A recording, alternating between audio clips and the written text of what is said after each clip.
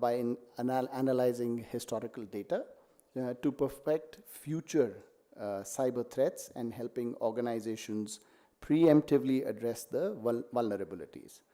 There are AI-based or AI-powered playbooks which have been now generated by analyzing the previous responses to similar incidents, and that typically cybersecurity teams can use and rely on in case there is an attack which happens.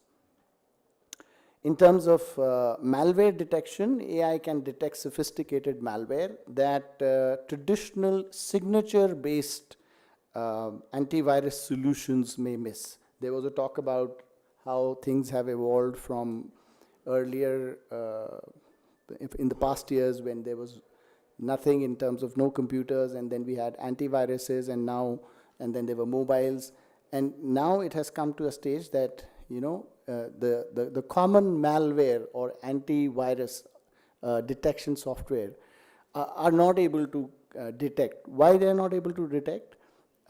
It's not only because the entire threat landscape is constantly changing, it's also because of the tools and techniques which the cyber criminals are using these days to attack systems. I was standing here last year, and that time I had talked about quantum computing. So that's something which, again, the data currently which has been encrypted has largely been encrypted in bits, and the cyber criminals are using qubits to decrypt that using quantum computing, and it becomes far more effective for them to attack and breach systems. So AI therefore comes in over here, and now that you're using the AI tools against such attacks, the game becomes very good, because now it's AI against AI.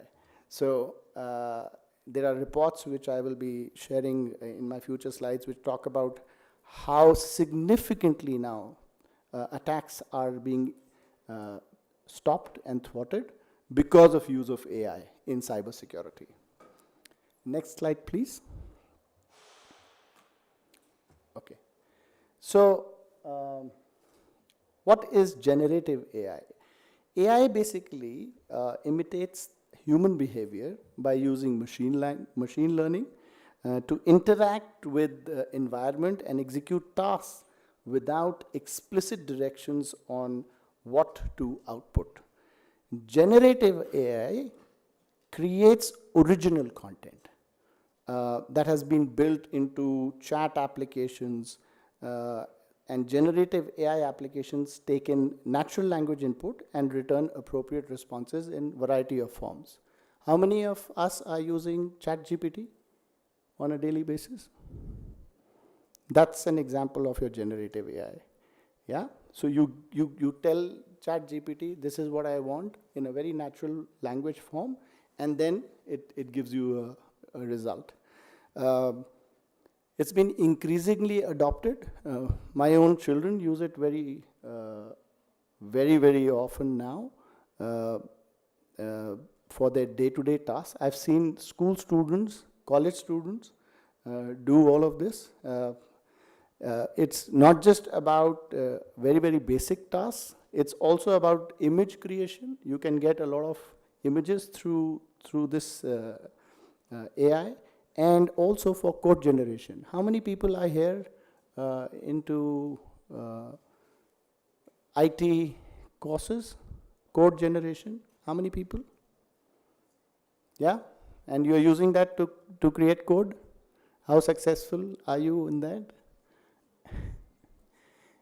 So let me tell you, while it does help you, but at the same point of time, you also need to, there is a human element required to see what kind of output you get. I talked about my children using this. One of the things they did was they wanted to see if they can create their own version of the Tetris game. And they put it inside, and by the way, it gave the entire code for Tetris, and then they kind of even changed certain characters and certain challenges, and so that's how it is being used. So that's generative AI for you. Next slide, please. So behind all of this are large learning models, Large learning models are advanced artificial intelligence model trained on vast amounts of textual data to understand, generate, and manipulate human language.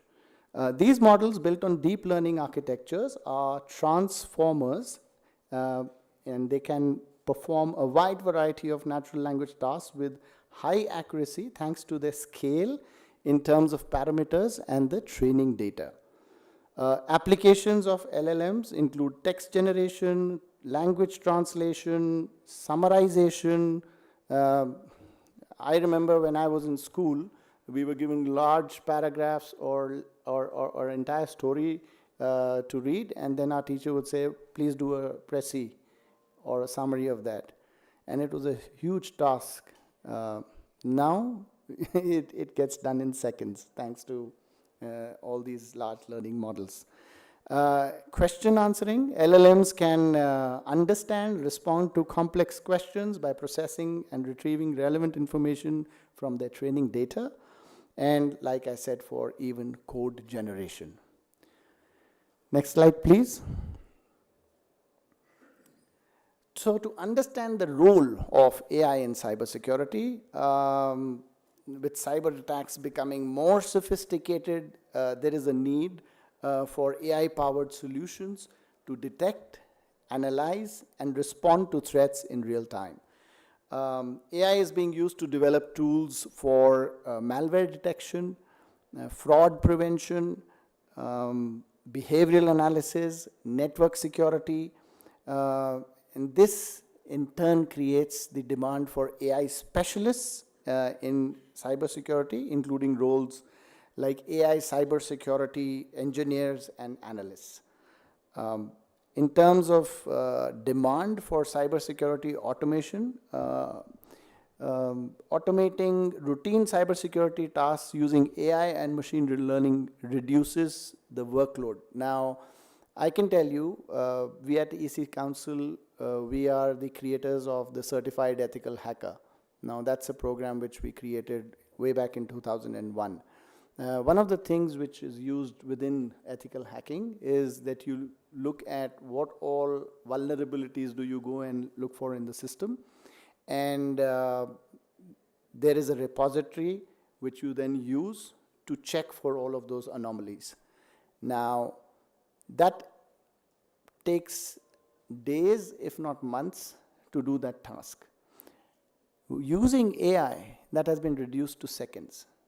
Not only that, what has happened now is, because there is machine learning and it's happening in real time, all the new vulnerabilities and new threat, they also get added to that repository. So when AI is checking, it's not just checking for what was the old repository and in the old threats, but now also what's happening in real time.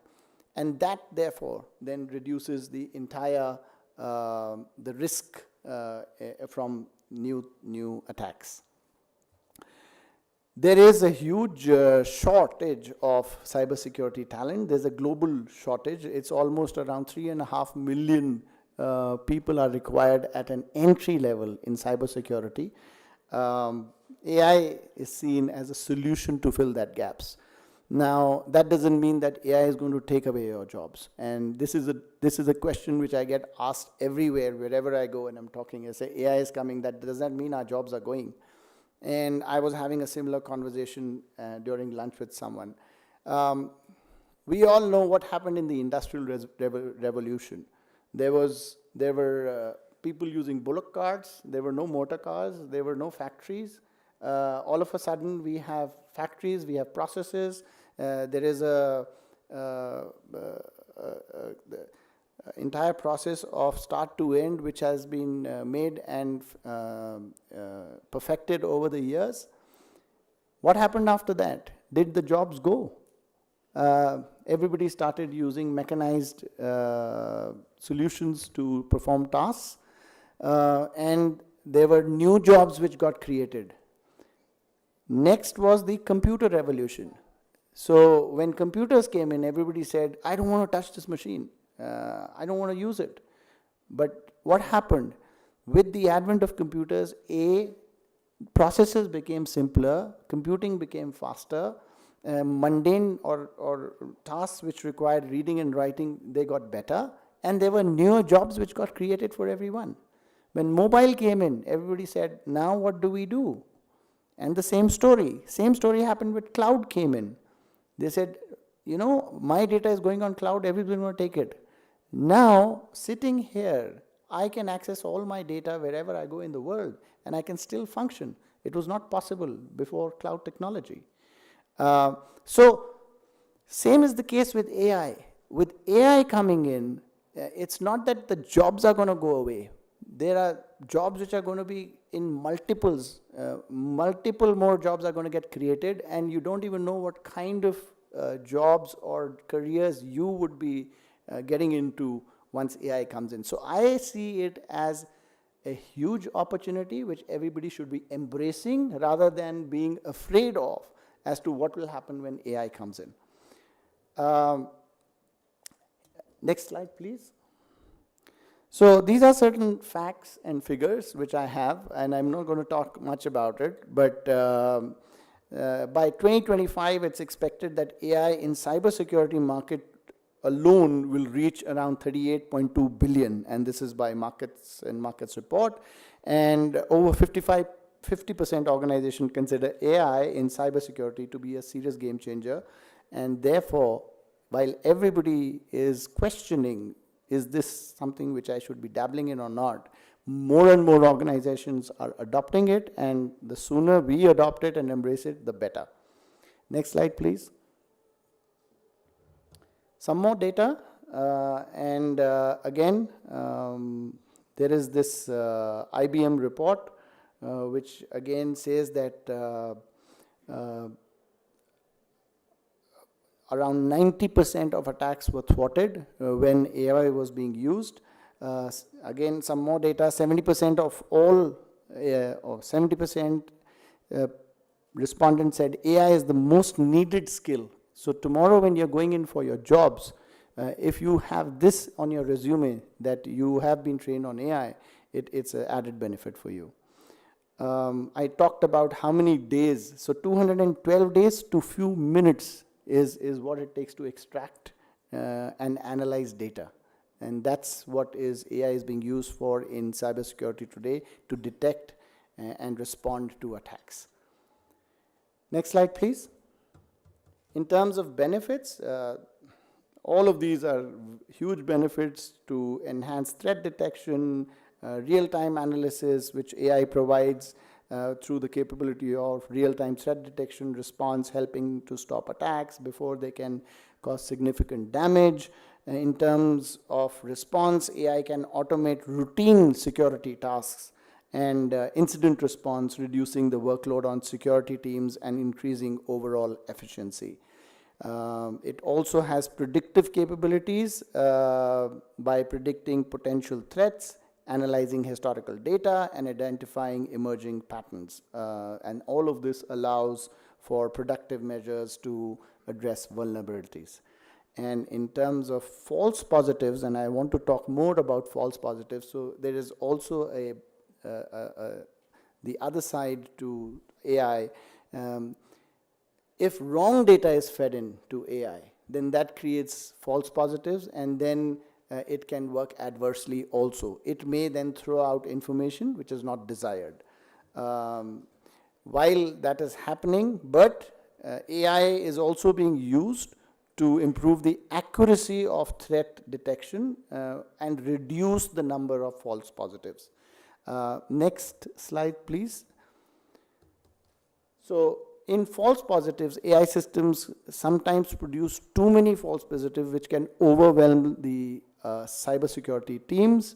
Hackers can also use AI to exploit systems to generate adversarial inputs that trick AI models into making incorrect decisions, like evading detection. And AI in cybersecurity often requires vast amount of data, raising concerns about how this data is stored and how this data is used. Next slide, please. In terms of usages, these are all, AI is being used extensively across industries.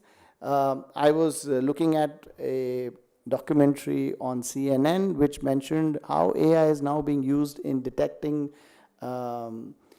diseases and problems which even very efficient CT scans cannot do. So while a scan is happening, AI can go in and detect anomalies and abnormalities which the human mind cannot. So that's one of the examples in healthcare. Another example I can refer to is in transportation. I am personally privy to one of the organizations called Netrodyne, where a friend of mine is working on how to use AI in reducing the number of accidents which happen on the road, which truck drivers do. So they've put in cameras, they've put in systems within the trucks, and they know what are the kind of errors the truck drivers make. So even before any such accident happens, the AI alerts the driver, and they are mitigating and reducing a lot of accidents on roads. So again, some of the examples.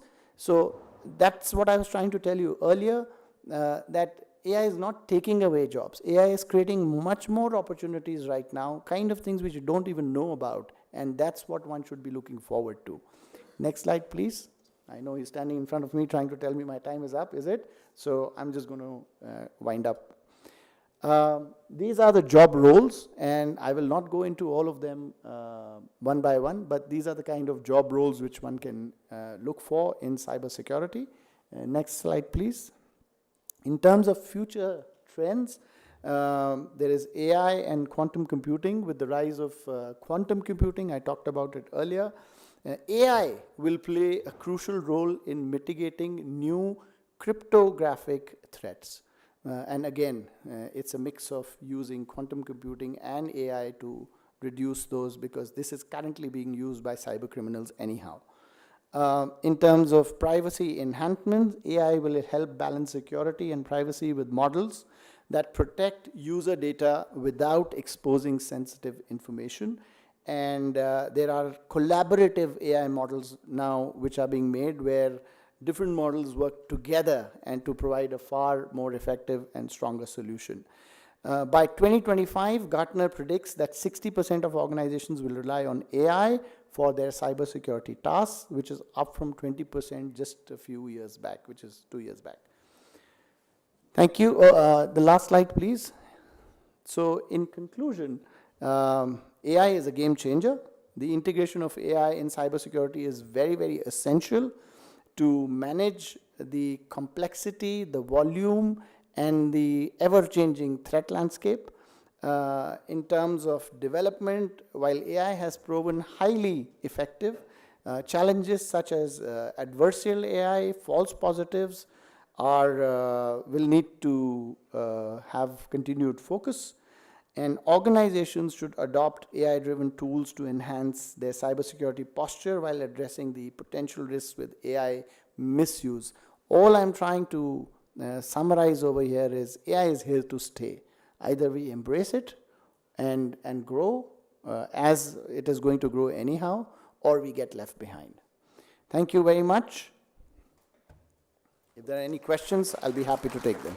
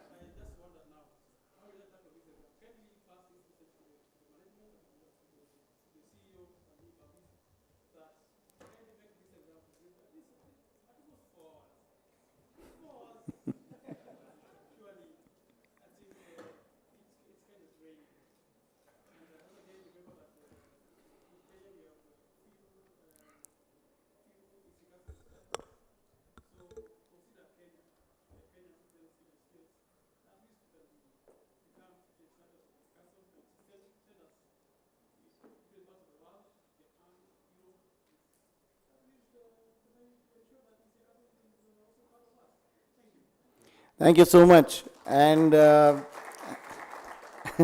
thank you for your questions. I'll answer your second one first. Okay, and I think you're referring to the CPENT exam, and it's a 24-hour exam.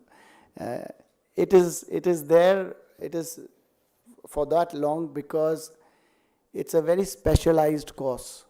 And this is something which enables you to become a pen tester and to get into systems and ethically look at the vulnerabilities and how to block them. And it's a very, very specialized role.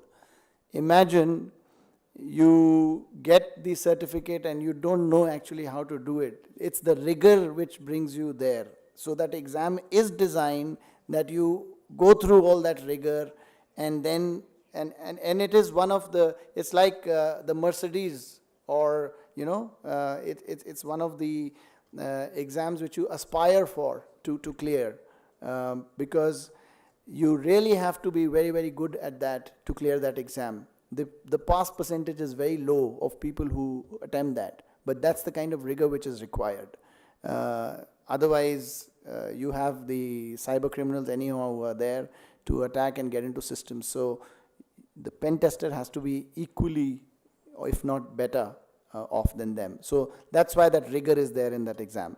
About the discounts, that's the purpose of me being here. I was here last year also. We are trying to create a system wherein we work with universities, get the programs at a university rate. I will not like to call it a discount or a subsidized one. And if you look at it, we just launched a program on AI within CEH. We are currently offering it at the previous rates only. They are not the new rates. So if anybody wants to do it, they can grab the opportunity now before the new CEI rates, the CEH rates come in. But to answer your question, yes, there is a possibility, and that's where, and since morning everybody's talking about the how universities, government, academia, government and industry should work together. That's what we are attempting to achieve out of this conference. And if it does, then what you are asking for will become a reality. Thank you so much.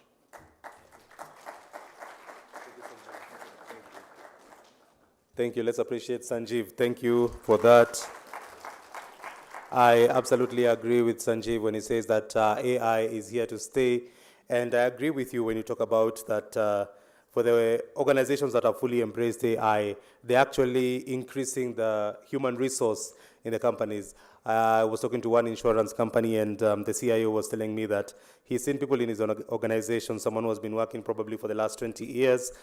He's been a pension claims expert, goes back to school, reinvents himself, comes and joins the innovation team. So definitely it's not replacing people, but actually we are having even more people joining those organizations with the various examples that is given there. So thank you for that, Sanjeev. We absolutely appreciate you. Just want to give a bit of guidance to our next speakers. We want to allocate at most 10 minutes to every speaker, so if you can be able to work within that particular window so that we try and make sure that we can accommodate all the speakers who are here, we will highly appreciate it. Thank you very much for that. Our next speaker is going to guide us on data protection, localization, and data autonomy. To guide us on this particular conversation is a man who goes by this mantra: I am your privacy and tech law enthusiast extraordinaire. He is the Chief Privacy Officer and Director at Africa's premier data privacy hub, DPO 360. Ladies and gentlemen, help me appreciate with a warm round of applause, Mr. Philip Kisaka, as he comes forward. We're glad to have you here, Philip. Thank you very much. And to our speakers, I am your walking timer. When you see me there, we will work together. Thank you very much. Thank you so much for that introduction. Being put on the spotlight to do 10 minutes.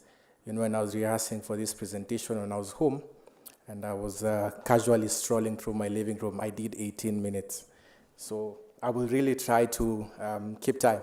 As you've heard, my name is Philip Kisaka. I've been in the data protection space for as long as I can remember. I'm not very old, still very young. This is in the category of what we call zillennials. And I practice specifically around things to do with data protection, privacy, and legal systems. And one of the key things, or my core missions, is to help Africa bring back or return its digital control of its digital future within the continent. And today we'll be discussing on a topic that is very dear, again, to me, on data protection, autonomy, and localization.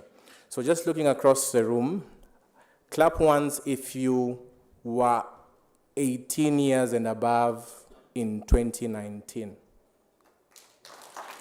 Okay, clap once if you were not 18 years in 2019. For those who are over 18 and over in 2019, clap once if you registered for the Huduma number. Clap once if you did not register for the Huduma number. Okay, it's very challenging to, if we had that meter that can be able to detect sound, we'll be able to know the statistics. But you'll notice that one of the main reasons that people did not register for the Huduma number is a lack of trust in government, right? That we do not trust that the government is able to secure our data, that our government is able to protect our data in a very efficient way. But my big question today then is, who controls Africa's data? Do you control your data? Who controls Africa's data? This is a big question because much as we do not trust that the government is able to secure or protect our data is not necessarily controlled by our governments or us as individuals. Our data is controlled by the big technology companies, right? Am I right on that? The likes of Facebook, the likes of Facebook is Meta, the likes of Amazon, the likes of Azure Cloud, Google, and all these platforms are essentially the ones who control most of Africa's data. And you look at the digital revolution in Africa, one of the best examples is M-Pesa, and the way M-Pesa has revolutionized how we transact in Kenya, how transactions are able to happen in real time, and even in the introduction of the M-Pesa app, you will notice that Africa is at the forefront of this digital transformation, and Kenya has not been left behind. In fact, Kenya, maybe second to South Africa, has really advanced in this space. So then what is data localization, you may ask? Data localization is simply us saying that there are certain types of data that have to be processed within the borders of a country. There are certain types of data that have to be processed within the borders of a country. And in Kenya, this has been presented to us very clearly in the Data Protection Act. This was enacted in 2019. And this act has brought out the requirement for data localization. NC4 was here and they presented the Computer Misuse and Cybercrimes Act. And in that act, there are specific types of Kenyans' data that have to be processed within the country. And the first one is every civil registry. So we are talking about death, we are talking about birth registry, marriage registry, and any other civil registry you think about has to process or has to have at least one copy of a digital server within the borders of the country. The next one is on elections and representation. All of us know the thing of kufungua server. If you're Kenyan, you know that. If you're Kenyan and you don't know that, then are you really Kenyan? And what the Data Protection Act is saying that anytime there is data being processed and it is with regard to elections or representation, then at least one copy of that storage or one copy of that server has to be within the confines of the country. We're also talking about public finance management. How many of you have heard of IFMIS? IFMIS? Those ones who've tendered with government, you understand what IFMIS is.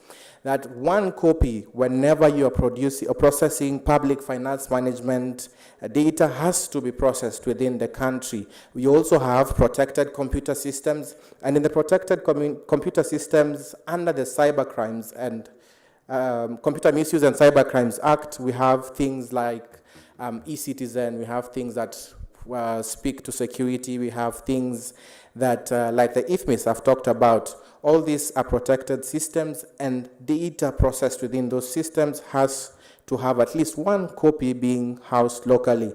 We also talk about health data, we talk about basic education data as also data. And we talk about basic education, most of us know about KUCCPS, you're in a university, right? KUCCPS, is it still KU-CUSPS, right? The placement service for university placements. All this data from primary to secondary to junior secondary right now have to have at least one copy within the country, or, have to be processed within the country or have at least one copy within the country. Then we'll ask ourselves the question, what is data autonomy? Being autonomous. Autonomy means, or in the context of data, simply means being able to make decisions on how we collect, how we store, how we share, how we commercialize the data that is generated by Africa. Now, we cannot talk about data autonomy in the context of Kenya alone. We've talked about localization, and we've talked about certain types of data that have to be localized. But when you talk about autonomy, we have to talk about it in the context of the larger African continent. That are we able to control the data that we generate as Africans? And you will hear this over and over again, that data is a new gold. But my question to you is, who is mining Africa's data? You're supposed to laugh, that was a joke, I rehearsed. Okay, thank you. Global powers versus African autonomy. I've just talked about who controls our data. And we are all in agreement that the likes of Google, AWS, the likes of Facebook, the likes of all these digital social media platforms indeed hold more data than even our governments. And therefore, because these global powers, in quotes, because they are just tech giants, indeed control more data than even our governments. And so we need to chart a way forward. How do we do this? We need to identify the challenges of having these global tech giants being in control of our data. And the first and main one is infrastructure barriers. You'll realize that it is very expensive to control, to build, construct, and maintain a physical server, and therefore it will need a lot of multi-stakeholder engagement, including collaboration across countries to be able to get through these infrastructure barrier challenges. We also need to deal with this thing of global tech influence. Recently, there was a case in court where Facebook has really been trying to say why they cannot be sued in Kenya because they're not a Kenyan company and they're just offering their services in Kenya as a global company. And this was due to their, or this is due to their global tech influence. And because of this, you'll find that a lot of Kenyan or a lot of Africa's data ends up in foreign nations. And then finally, we also have regulatory frameworks, and I think every speaker, or most speakers who have also come here before me, have talked about there not being a problem with the laws. We have enough laws. The problem is the loopholes in the laws, and then number two, the African problem is that we have duplicated laws that do not easily integrate into each other. And it's very important for us as Africans to have the conversation around how do we collaborate for a solution? How do we ensure that we are having one data protection law that speaks across each African country? Of course, you have the Malabo Convention that has been ratified by a number of African countries, but there are still nuanced issues such as cross-border transfer of data within our African space. How do we address that in one single codified law? We also talk about issues in investing in infrastructure. Construction of servers is very expensive, and therefore it also needs a collaboration between or among African countries to be able to present or to be able to develop these facilities. And finally, as the theme of this conference on the cyber security workspace is on talent development. How are we able to develop talent that is responsive to be able to know how to be admins in this maybe cloud storage systems that we develop as Africans? Are we able to have talent that is able to manage what we also develop as Africans? And so the onus is on the likes of the university and the research departments to be able to develop responsive talent with this regard. And so my question is, Africa, what next? You will notice that data is the new gold, as we have said. We have tried to identify who is mining Africa's data. Of course, it's not us as Africans. It's foreign nations, foreign tech giants, not necessarily governments. And therefore, there's some element of power in data. And therefore, in this digital world, data is power. And the future belongs to those who can control it. As Africans, we need to rise. We need to have these open discussions and figure out how are we going to participate in our digital future as Africans. Thank you very much. That was not the normal speed I was supposed to do the presentation in, but I will allow any question if there is any, because my time is not yet up. Thank you.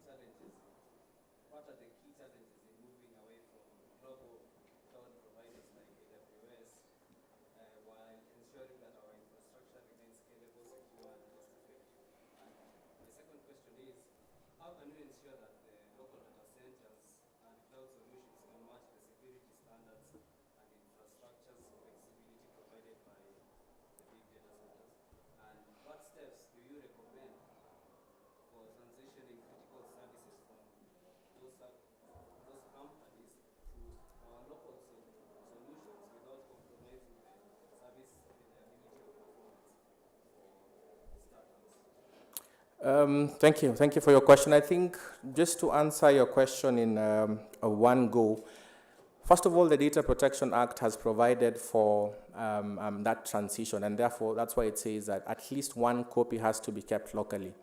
And we witnessed this issue when we were having the election petitions and the whole thing about opening servers.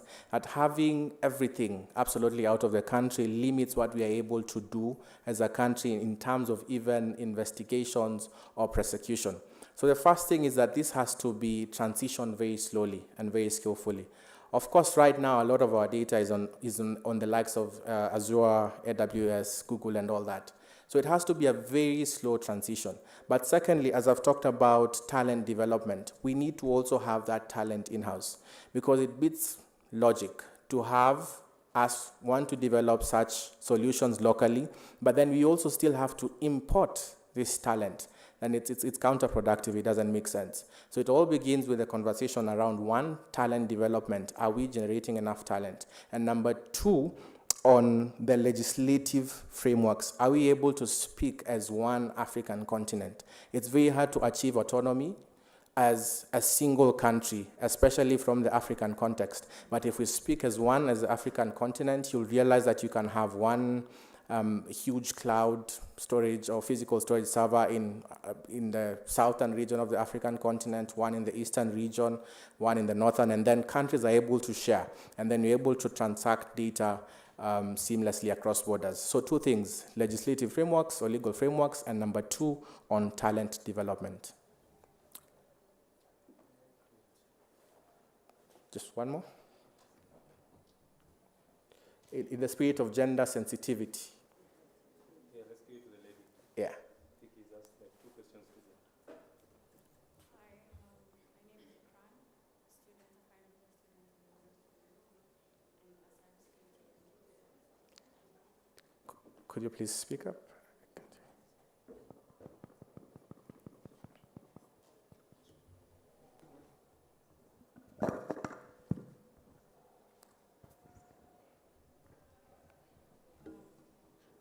Hello, hi.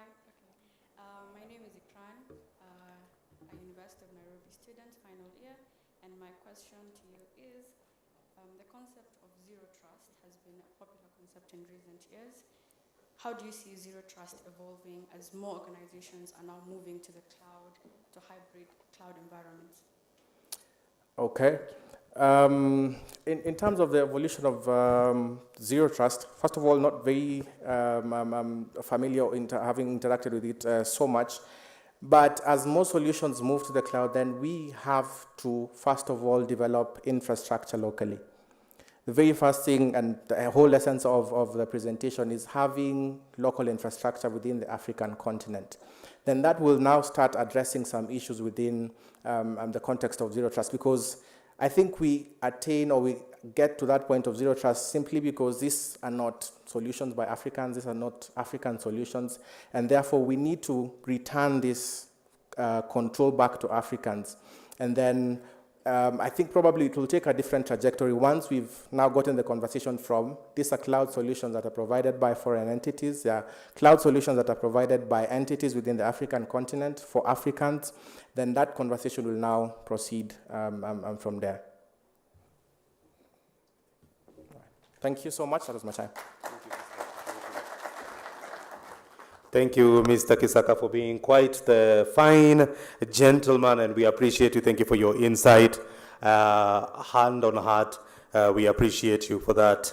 And even one of the things that when I was listening to Kisaka and also listening to Sanjeev, and definitely appreciating when you're saying developing the talent, there's a logarithm definitely when it comes to AI.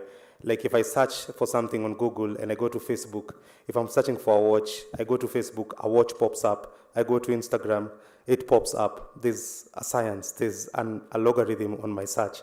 So you can be able to tell my character by looking at my Instagram page. You'll tell the kind of person that I am. But now, how come when I apply for 100 jobs, I don't get hired? There's no one in HR who will sit down and look at 500 applications, isn't it? It's AI that will sift it to 20. So hopefully we can be able to get to learn about what is the terms that I need to put in. Is it on the title? Is it on the header? Most importantly for the young people that are here, so that when it comes to applying, maybe Mutheu will touch on that, I'm not sure, but we get to know how do we do it. How many of us here have applied for 100 jobs and they feel, I didn't get applied, I didn't get called. Is that organization stingy? It's AI that sifted you out. Probably it's a conversation that we can be able to have. Fantastic. Thank you very much. Thank you very much. Please give a high five to the person seated next to you and tell them, get into the logarithm. Get into the logarithm. We want to get to our next speaker before we also get into a panel discussion. This particular point in time, we want to have a conversation on the smart government, cyber security, and AI.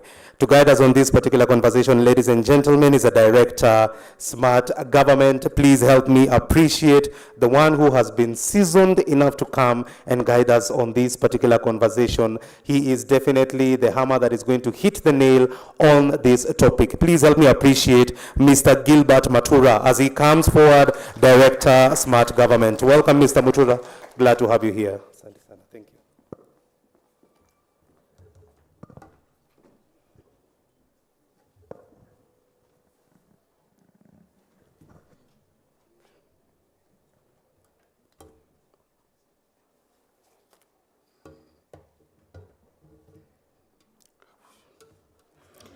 Okay. Thank you very much. First of all is to introduce myself. My name is Gilbert Matura. I am the Director for Smart Government Department, a department that is fairly new, established under the Office of Chief of Staff and Head of Public Service in the Executive Office of the President. And I'm here to give you a brief on what smart government has been able to do, or rather is doing, in terms of bringing the services to the people, aiding in cybersecurity, and also adoption and implementation of artificial intelligence. So I will take you through a very brief history or evolution of digital transformation in the country. And as you all know, in the year 2003, there was the introduction of the e-government strategy that laid the ground for digitization of government services and established the e-government directorate. You are aware of the M-Pesa launch in 2007, that has revolutionized the financial inclusion in the entire country. You are also aware of the 2010 implementation of the IFMIS system that enhanced efficiency in public financial management. And in 2013, the development of the National ICT Master Plan that was established in 2013. Then in 2017, there was a launch of the Digital Literacy Program, introduction of the Huduma number in 2018. In 2022, the government unveiled the National Digital Master Plan 2022-2032. And now in 2023, we have established the Smart Government Department under the presidency, whose mandate now is to offer support in coordination of digital transformation efforts across the country. And therefore, very briefly, because I want to take my 10 minutes, what is this we call smart government? We have 4 core functions, and greater of them all is to offer a platform as the Office of Chief of Staff and Head of Public Service for consultation, for collaboration, and for digital transformation and partnership. We call on board all actors on the digital technology platform to come on the table and to discuss on how to advance the digital transformation agenda forward. As you're all aware, somewhere last year, the President gave a directive that we digitize all government records. And that is to pave way for a paperless government. And he has shown his commitment by leading the way and leading a digital or paperless cabinet. That in itself caused some confusion because every government entity went about to do their small bit of digitization. And therefore, people were developing small systems that were not speaking to each other, that do not conform to the laid down standards. And so there was some sort of helter-skelter. And therefore, the need for all state agencies to come on board on the table so that we can have consultation, we can collaborate, and we can partner to drive the agenda forward. Another thing is acceleration of government service automation.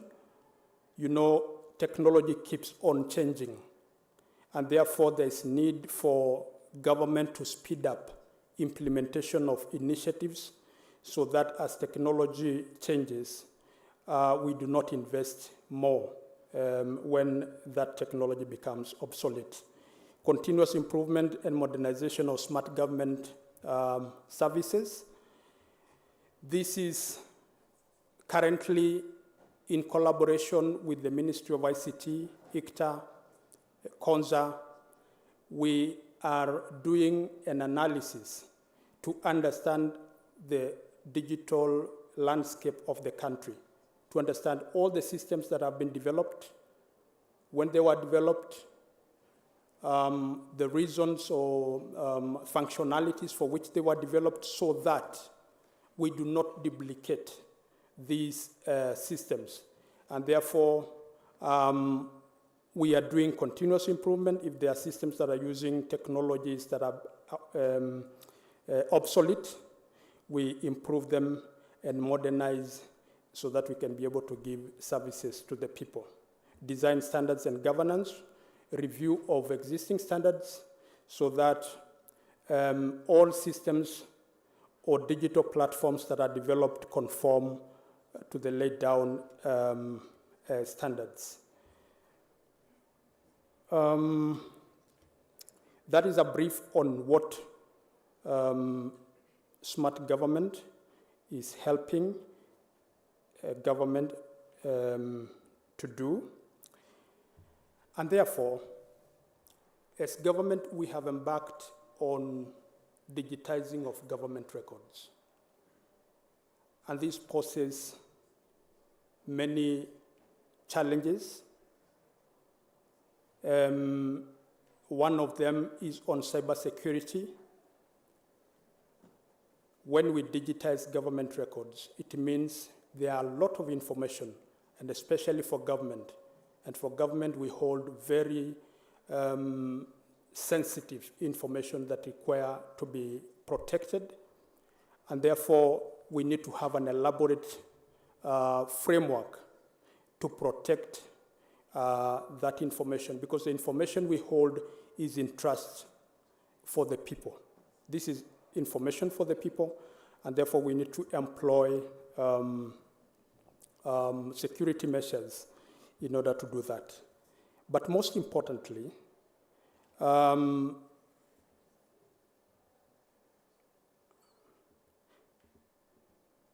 government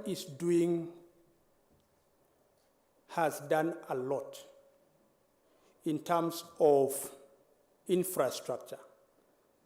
And you know, and you have had many government officials and private sector, because we're in partnership with them, speaking about the infrastructure that the government is putting in place, the 100,000 kilometers of fiber optic, the digital hubs, the Wi-Fi hotspots, the digital skilling, and I'm glad the Kenya School of Government is here. And all this is going on in preparation so that the government can be able to integrate digital technologies, artificial intelligence, cybersecurity, and all other emerging technologies so that we can give better service to the people. And therefore, what is important for us is to partner with critical stakeholders in every of those areas to do the infrastructure, to give skills to the public workforce and even to the citizens so that they can be able to adopt the technologies that we are going to implement as government. And therefore, there is need for collaboration among stakeholders, and that is why in digital skilling, Kenya School of Government is leading the way in partnership with Ministry of ICT, ICTA, and other development partners to develop a curriculum to train and upskill both the public workforce and also the citizens. There are several challenges, and I know my previous speakers have spoken about them. And one of them is on upskilling, and that one has been, I have said that already. But then there is a fear on the use of artificial intelligence and loss of information through cybersecurity. And that is why we need to partner with government, as government with development partners, with academia and the private sector to bring about training, awareness among the public service and also the people so that we can make them able to adopt and use those emerging technologies. We have cybersecurity policies in place.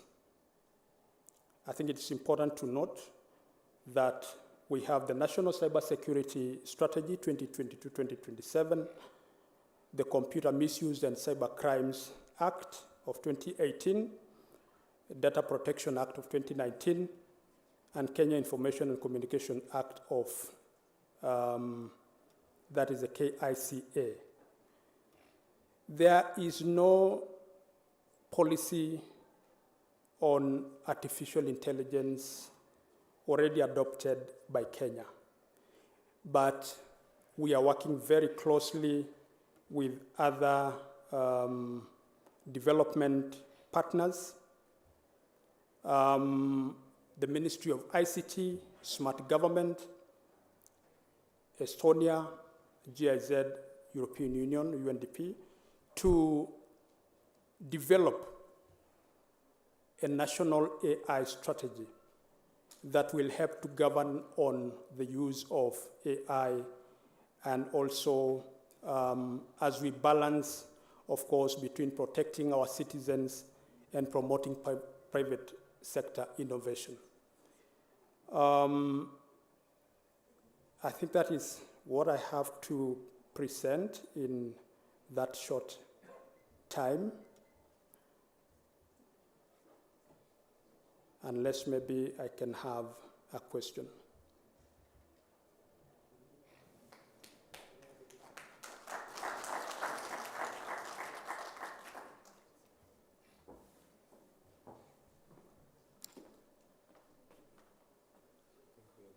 Yeah, there's a question.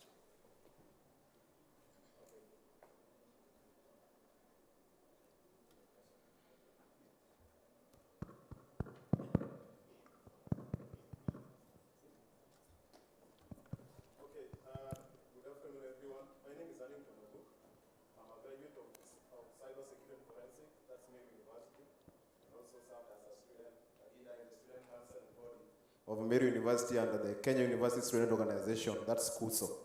I have two concerns as a graduate of cybersecurity. One on the data privacy and also on the government, smart government. There is the trust issue, more so for students. I'll speak on behalf of the students because more so those doing cybersecurity and data privacy. One in getting the attachments and also getting the internships. Because you know how data, the information is power, and we are being taught this mainly theoretically. But the practical side, maybe when you go to government agencies or in the corporate world, there is that mistrust for you to be given, for you to do the practical part of it. Now, on that, I would really wish to know how we are going to deal with this, more so on the speaker who came before you on the data privacy. And also on the government, smart government. I think when we are moving to the cyberspace or to the digital world, it's now upon the government to ensure that even during the application of job, it should not be a traditional way. Most of us are aware of what happened like 2 weeks ago when most of the Kenyan youths were applying for a job and the line was queued over 2,000 youths doing the application. When we are moving to the digital side, we should embrace the digital way, the cyber way, so that we do the application online. Thank you.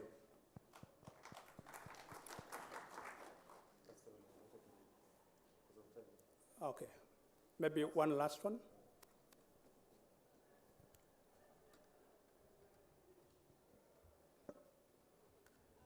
Hi, my name is Perpetua Soyan, former student of Kiriri Women's University, yet to graduate in October. So my question is, how can government balance between the need for AI-powered surveillance for security purposes with potential risk of infringing on personal privacy and civil liabilities, where AI can be used to monitor and predict the citizens' behavior? Thank you. Thank you very much. I think maybe to start with the first question, and it was a concern about online application of jobs. And I want to say we are adopting technology in the way we work as government. Currently, we have started digitization of all government records.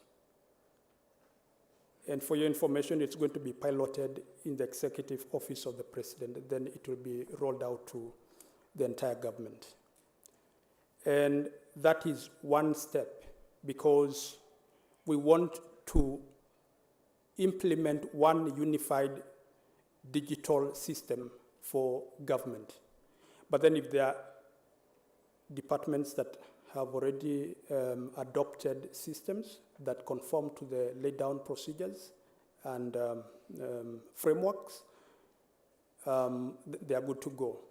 But for those who have not, that is the way to go. And therefore, that means that going forward, probably, adoption of technology is not an event, it's a process.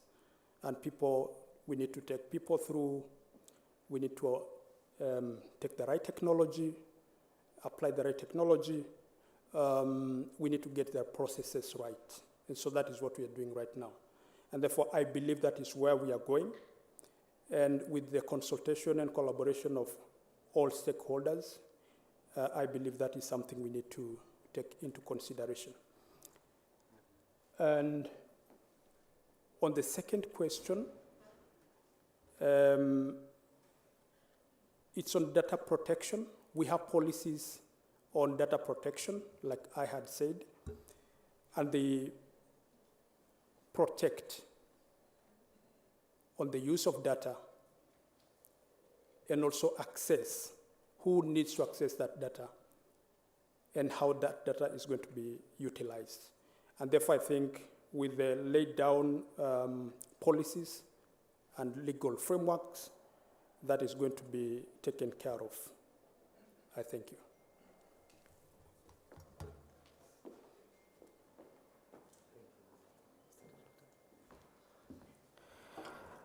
Thank you very much, Mr. Director. Please let's appreciate Mr. Gilbert Matura, Director, Smart Government. I am confident that the government, the public sector is also very, very keen in the collaboration, and we are hopeful also that we shall continue partnering with them. I saw a Tier 3 ISP partnering with Kenya Pipeline Corporation to leverage from their fiber network from Mombasa all the way to Nairobi. Those are the collaborations that we are confident that even when it comes to AI, the government will be able to be part and parcel of that. At this particular point in time, we want to go to the next speaker, who is going to guide us on growing innovation systems in Africa.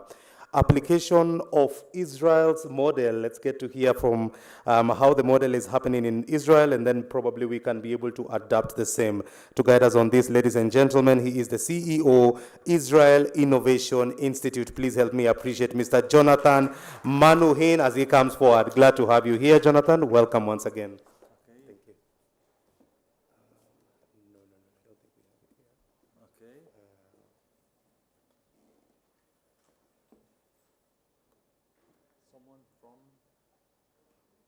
There's so many. Yes, this is.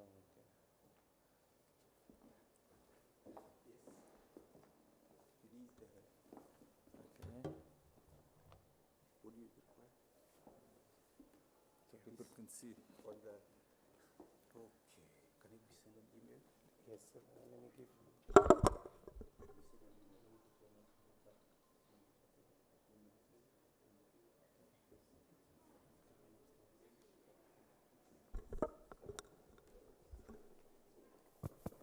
Check 1, 2. Great. As we sort this out, we want, please, if we can all rise to our feet. We've been seated for quite a while. If we can rise to our feet. Let's just rise to our feet. Thank you very much. Nice. Okay. This is AI to the entire world. We want to make sure that everyone is catching up on the same. Okay, just put up your hands up like this and wiggle your fingers. It's like you're calling for more business, more partnership, all right? And then I want you to pump up your hands like this. And then you can slightly just move the waist slightly a bit. Okay. Now I want you to stretch your left hand forward. Stretch your right hand. Take it to the shoulder. Take it to the shoulder. Take it to the waist. Take it to the waist. And then turn to your right side. Now we are all facing this side. All right, fantastic. Because we want this conversation to go to the entire world, so we're going at 360. Stretch your left, your right, to the shoulder, to the shoulder, to the waist, another right turn. We're all facing at the back. All right, stretch your left, the right, to the shoulder, to the shoulder, to the waist, another right turn. And finally, stretch your right, left, the right, to the shoulder, to the shoulder, to the waist, another turn. As we usually say, ladies and gentlemen, this is best done with what? With music. Mr. Director, please give us that song. Right, put your hands up there. Wiggle those fingers. Nice. To success and us being the pace setters when it comes to cybersecurity. Pump it up. Pump it up. Pump your hands. Pump it up. Pump it up. Pump it up. Pump it up. Pump it up. Right, let's go to the left, the right, the shoulder to the waist, and turn to Kisonga to the left, the right, the shoulder to the waist, and turn the kasi to the left, the right, the shoulder to the waist, and turn Ikonini to the left, the right, the shoulder to the waist, and turn one more time to the left, the right, the shoulder to the waist, and turn to Kisonga to the left, the right, the shoulder to the waist, and turn Ikonini to the left, the right, the shoulder to the waist, and turn Ikonini to the left, the right, the shoulder to the waist, and turn, hold it there, point your shoe to the sky, your shoe to the sky, your shoe to the sky, your shoe to the sky, point your shoe to the sky, your shoe to the sky, your shoe to the sky, point your shoe to the sky. Thank you, Mr. Director. Please give a high five to the person sitting next to you. Tell them I'm a better dancer than you.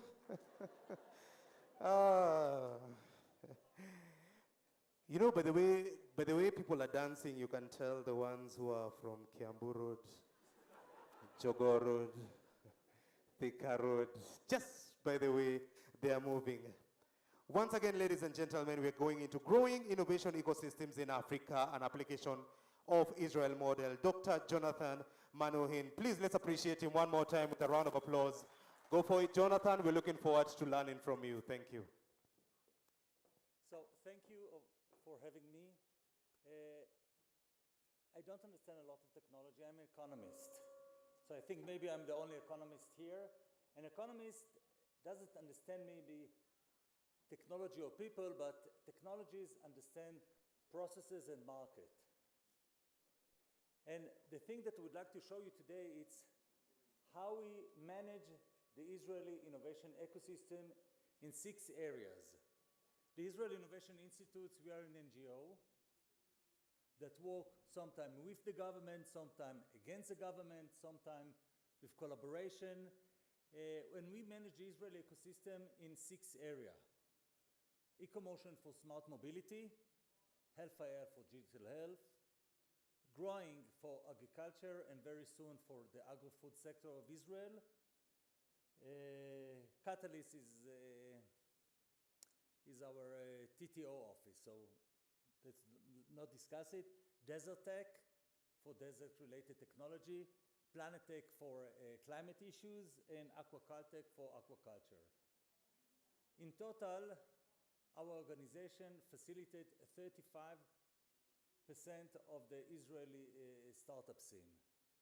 So when you think of Israel, you can think about security, defense, advertising, but actually Israel is an impact nation in that sense, and we are quite happy to make this happen. So as an NGO, we are a very simple proposition, very simple target.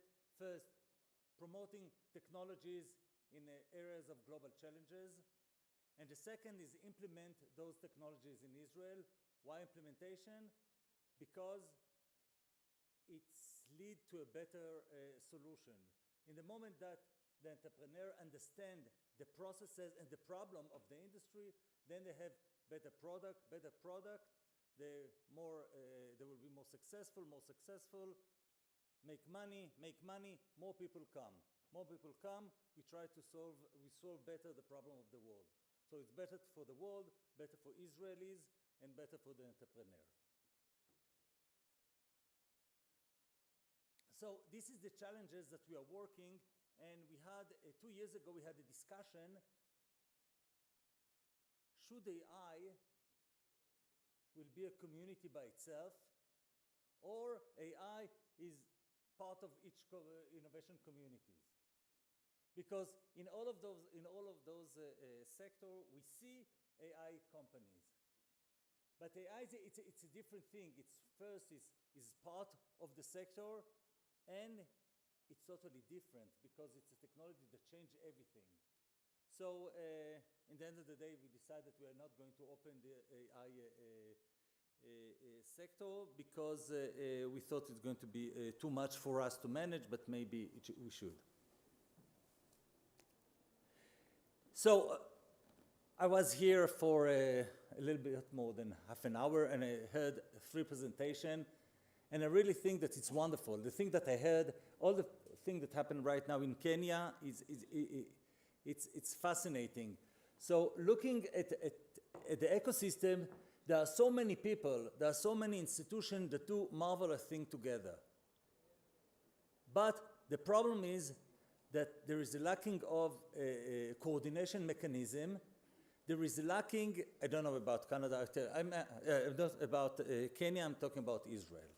But I suspect, and there is no one that actually look what are the barriers. What are the problems that prevent the ecosystem to grow? This is the thing that we are doing.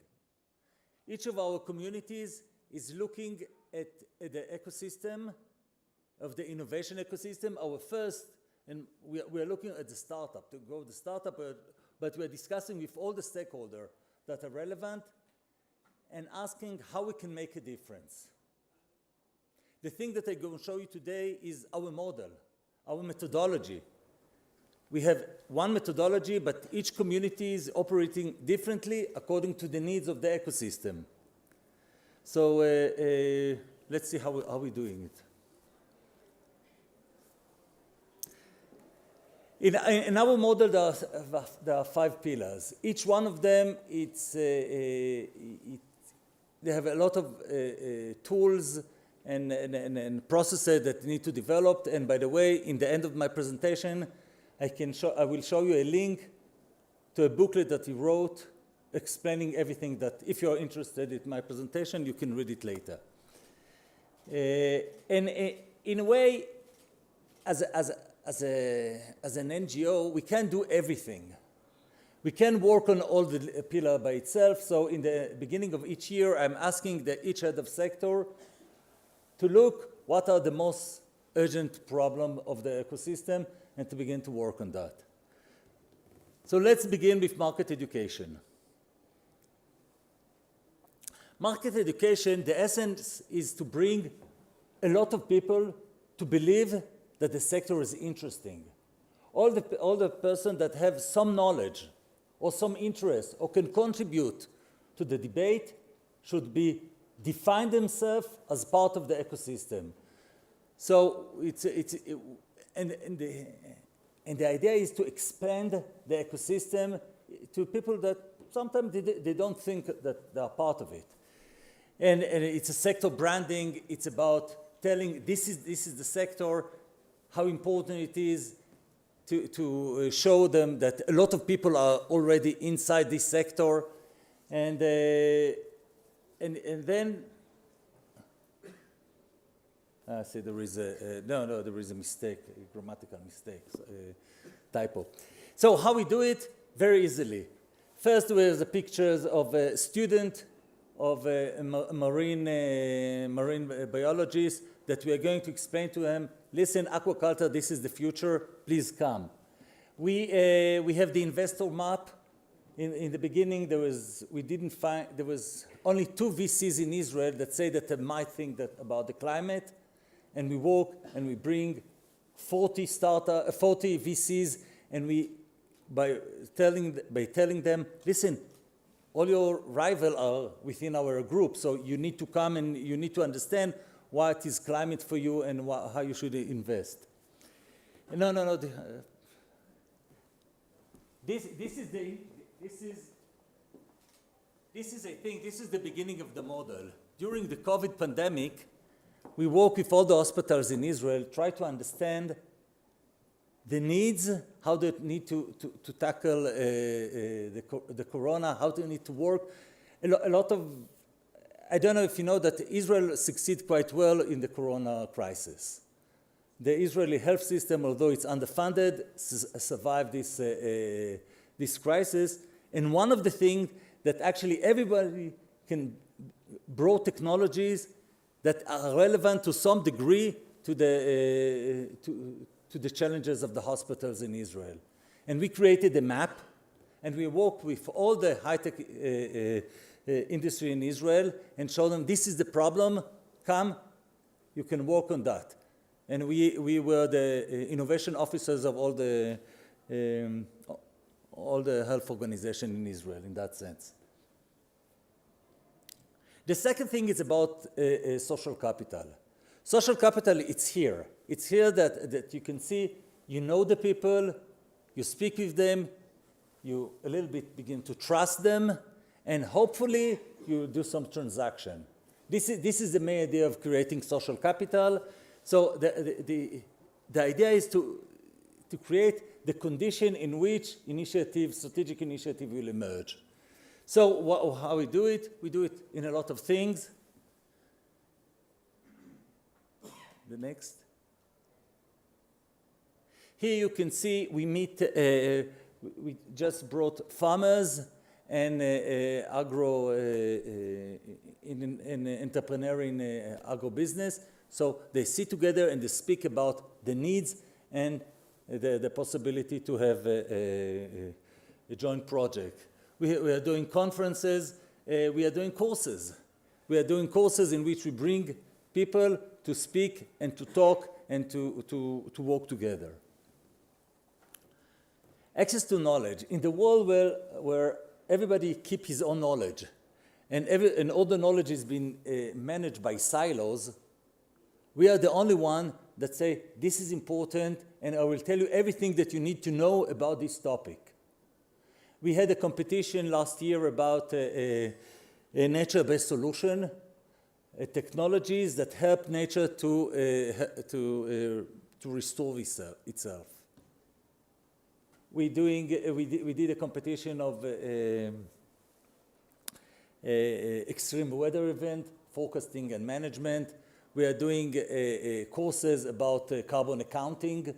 So when we find something that is relevant to the ecosystem, we focus and we teach the ecosystem about the future of. This is the problem that we need to tackle.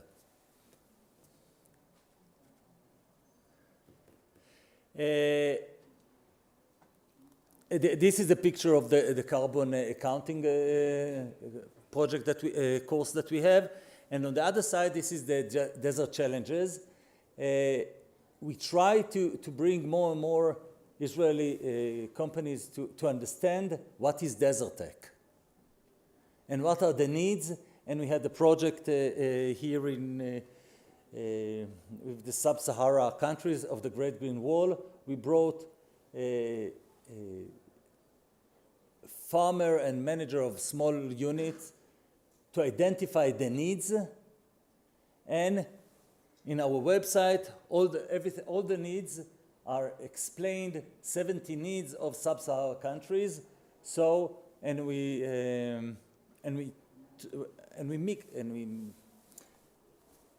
we link them with Israeli technology, but this is different thing. But to teach what is the challenge and exactly tell them. So in a way, if you don't know about, if you're an Israeli entrepreneur, he doesn't know anything about the challenges of the sub-Saharan countries, so you can come, you learn, and if you're relevant, then definitely we open for you the market.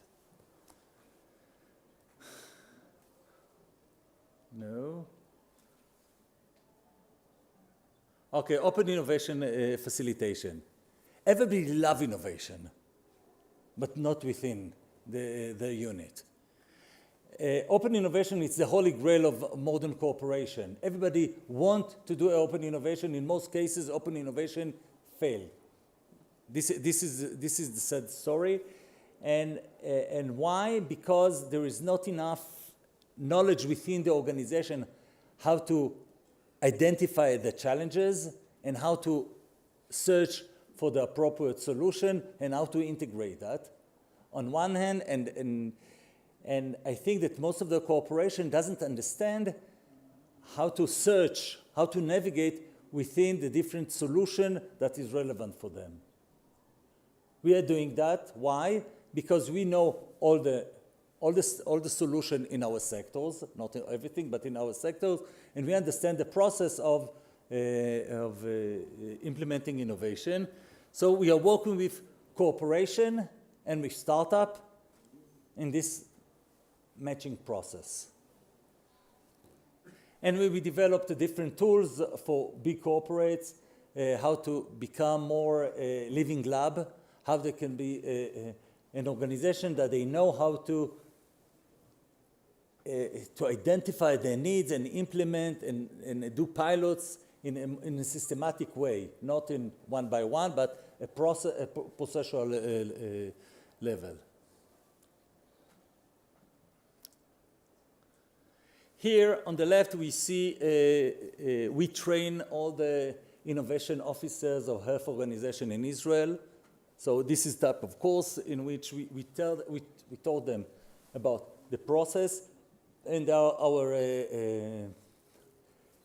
agent of change, because we now have people within all the health organization in Israel that is working for us, for them, together, and we teach them how to do the challenge identification, how to do the opportunity and solution search, how to evaluate a different type.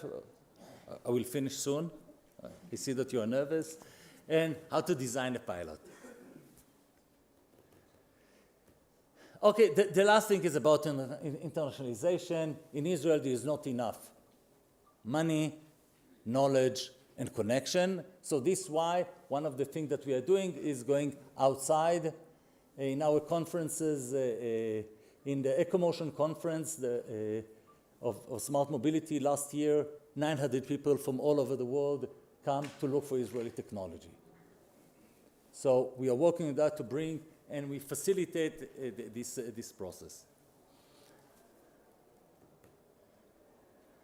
Okay, and you can see huge conferences, very fine, and I hope that some of you can come and participate. And by the way, can present their own solution. It's okay, since our conferences are international, companies outside of Israel can come and present their work.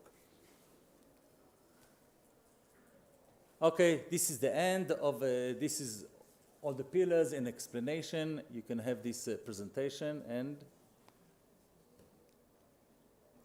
so in a way, we push these, we are working with all the ecosystem, but we push the Israeli startup to work faster and better. Better in the sense that they focus on the right problem, the problem of the industry, and faster because we help them to go further, to meet the investor, the client. We are working with the government about their challenges, how to work with, to change governmental policies. So we push it. And hopefully you will do it as well here in Africa in AI. If you're interested to read our methodology, it's there. This is it. Is it okay?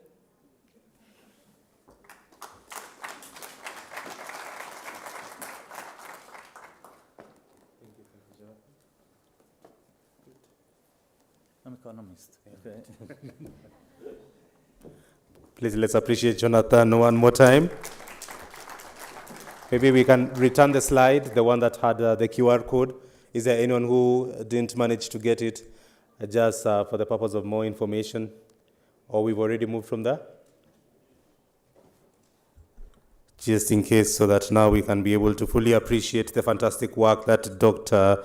Jonathan Menuhin is doing in Israel, so that now we can be able to see the application that is happening there. Probably we'll be able to share it in good time. That's okay, no problem.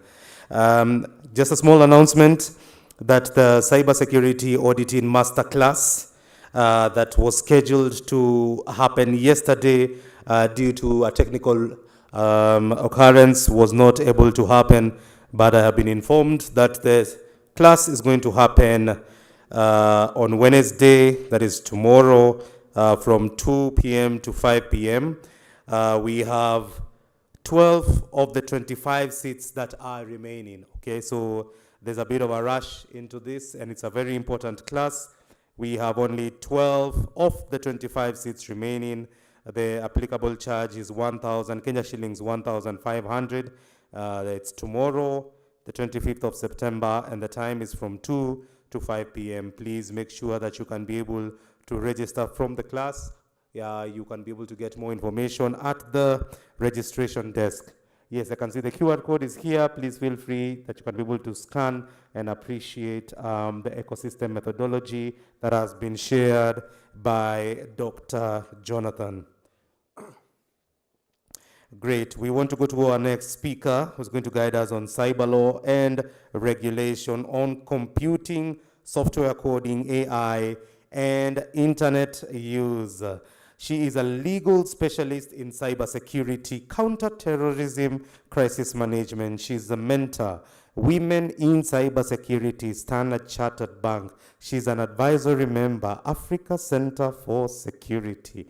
And ladies and gentlemen, she's Kenya's first formally trained cybersecurity lawyer, as well as one of the first on the African continent. She always has a sense of fresh air whenever I listen to her, and she carries definitely the wisdom nuggets that will be able to carry us in this conversation. Ladies and gentlemen, please help me appreciate Mutheu Kimulu as she comes forward. We're glad to have you here, Mutheu. Karibu sana. I should go around with Ian everywhere. Yeah, I'd feel good.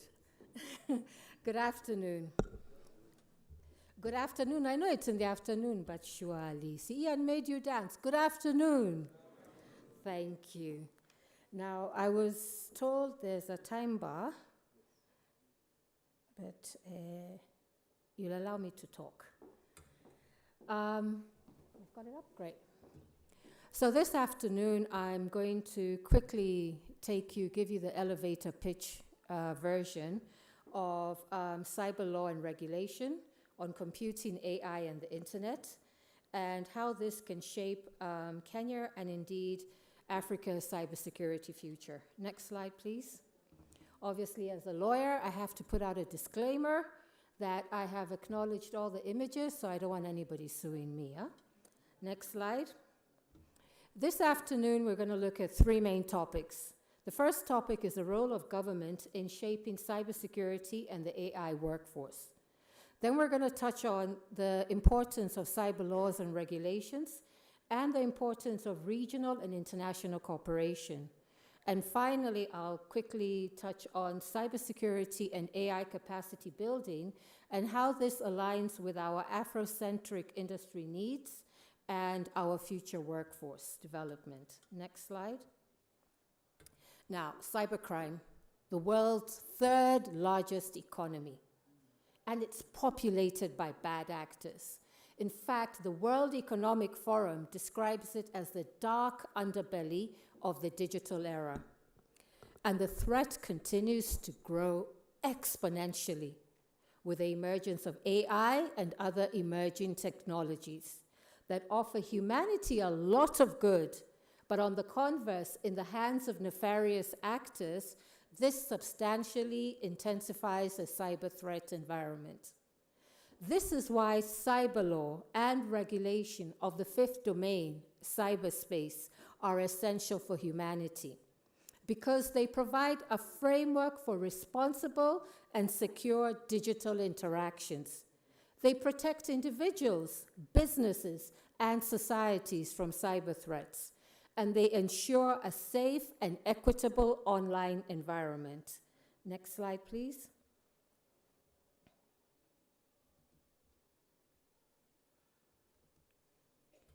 Now, there's an Interpol report that those of us in this field love to quote that came out a couple of years ago. And this Interpol report showed that Africa was losing $4 billion to cybercrime annually. Are you aware that that's more than the GDP of 12 African nations? And for some of these African nations, it's even double their GDP. So we're losing a lot of money. And that cost of cybercrime has grown exponentially since that report was released.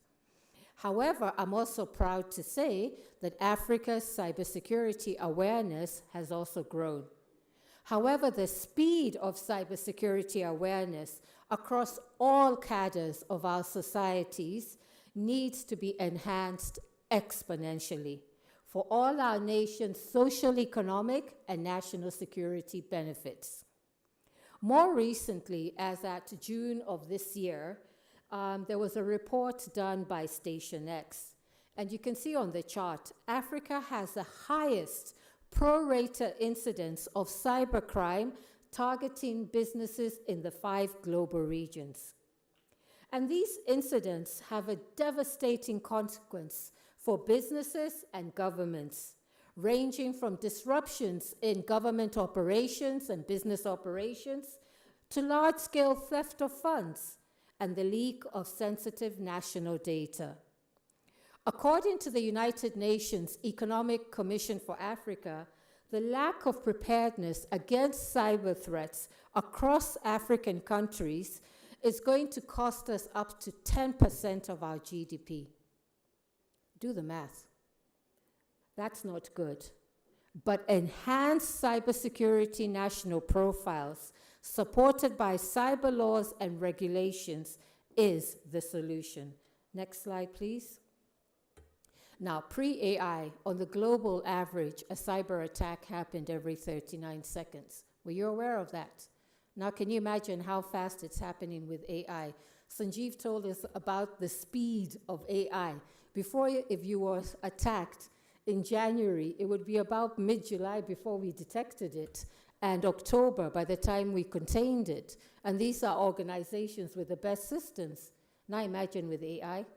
So AI is augmenting cybersecurity, but it's also being weaponized by the cyber criminals. Next slide. Now, that is a perfect segue to my conversation of this afternoon. Why governments have an important role in shaping cybersecurity and the AI workforce.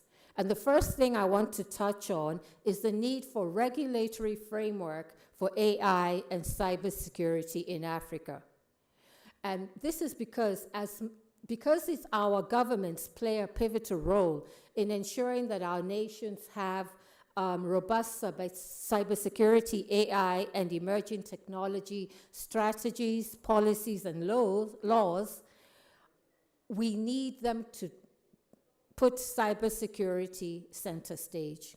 In fact, in every cabinet meeting, it needs to play center stage, because these frameworks are crucial for protecting national security, safeguarding our citizens and their privacy, and fostering economic growth.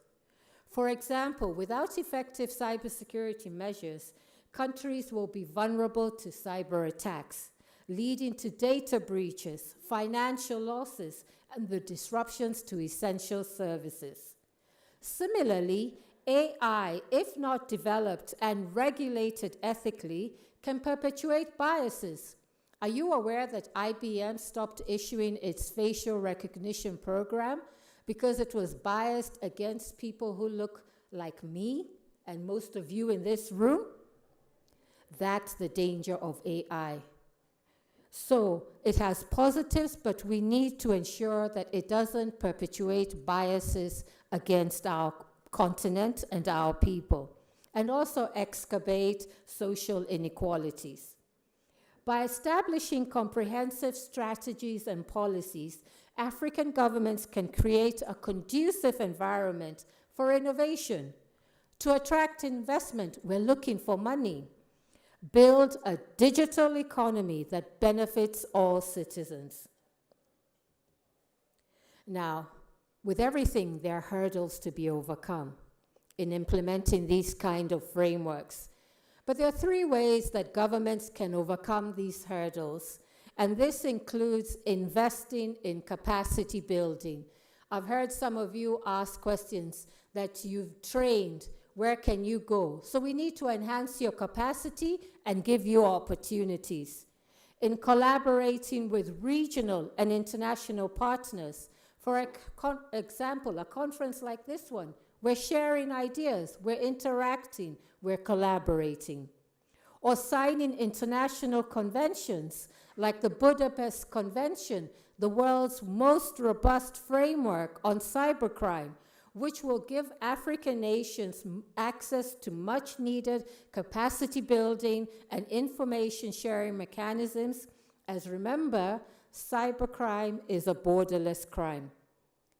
Governments must also invest in promoting awareness amongst the various stakeholders and all of its citizens, as the human factor is always the weakest link in over 90% of cyber attacks, which is why social engineering is the cyber criminal's best arsenal.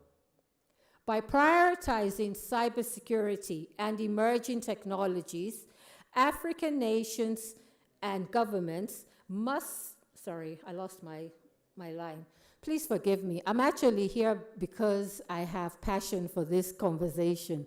If I tell you I was lying on a theater table on Friday, so forgive me if I skip some things. Let me go back. By prioritizing cybersecurity, AI, and emerging technologies, African nations can not only meet the challenges of the digital age, but also contribute to the realization of the AU Agenda 2063 for an E-Africa. And if you haven't had a look at that agenda, please look it up, especially because Kenya is now leading institutional reforms, and so it's good for us to be aware where we want to go. As a Pan-Africanist and an Afro-optimist, I must also add that African governments must prioritize the development of robust cybersecurity, AI, and emerging technology strategies to protect our African nations from the exploitation of our data. You heard Philip talking about the exploitation of our data by the more advanced nations. Without these safeguards, African countries risk becoming vulnerable to data breaches, surveillance, and the misuse of AI for harmful purposes. The strategic governance of Afrocentric data is essential to ensure that AI projects are developed ethically and responsibly, benefiting our local African communities rather than just serving the interests of foreign corporations. The race to dominate AI has led to a desperate hunt for large data sets. And without strong laws and regulations, African nations could see their valuable data exploited for commercial gain, undermining their economic and social development. This is why I'm proud that Kenya chaired the UNESCO committee that gave the world the first global recommendation on the ethical use of AI. And so, but without the laws, we're in problems. So we need to sort that out. Next slide. Now, I want to have a quick look at the key cybercentric frameworks any nation should have in place, be you in Africa or anywhere on the global stage. And this is because cybersecurity is a multifaceted field. which involves safeguarding digital assets from unauthorized access, use, disclosure, disruption, modification, or destruction. To this end, to protect critical infrastructure, national security, and the social economic well-being of their citizens, African nations require comprehensive cybersecurity frameworks. And these frameworks must encompass some key elements, including developing the seven that I've listed on the screen. You need a cybersecurity framework. You need a cybersecurity strategy, a resilience strategy, a national incident response plan, an AI and emerging technology framework, and software coding policies. And these need to be continuously reviewed to adapt to the fast-evolving digital landscape, which also enhances the threats that are coming our way. Now, let's quickly look at what each of these cover. But before I do that, we talked about the cost of cybercrime. Let's talk how much the digital economy is bringing to Africa. By next year, it's predicted that the digital economy is going to add $180 billion to the continent's overall economy. And it's going to increase to $712 billion by 2050. So there's money coming in. But just as fast, cybercrime is growing. And so this is going to threaten our African economies and also our citizens. And this is more reason why African nations need national cybersecurity frameworks, because these provide a structured approach to managing national cybersecurity risks by offering adaptable guidelines and best practices that serve as a roadmap for implementing the National Cybersecurity Strategy. Now, the National Cybersecurity Strategy is a comprehensive plan to protect the nation's critical infrastructure and the national security from cyber threats to keep us all safe. But this needs to be a living document that can be amended as new threats emerge.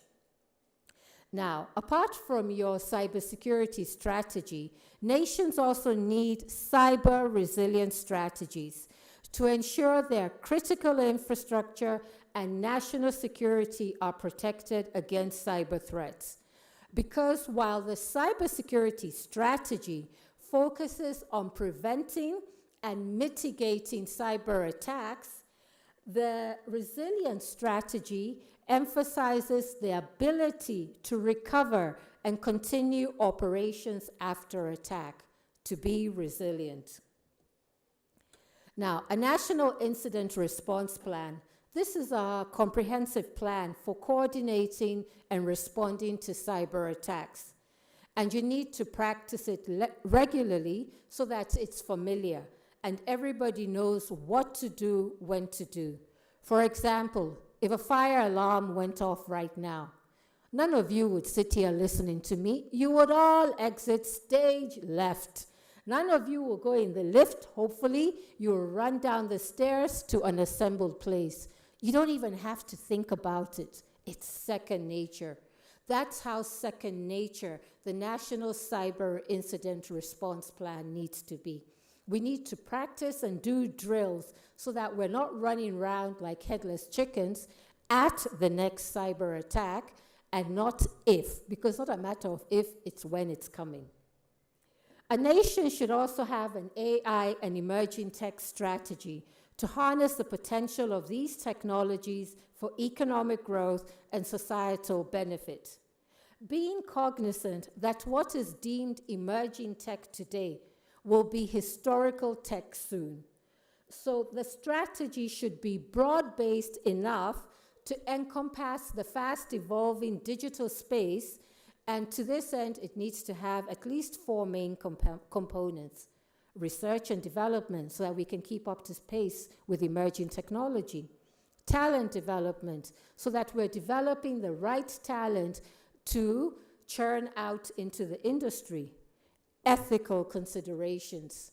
Ethics, ethics, ethics. With emerging technology, we need to ensure ethics is at the forefront.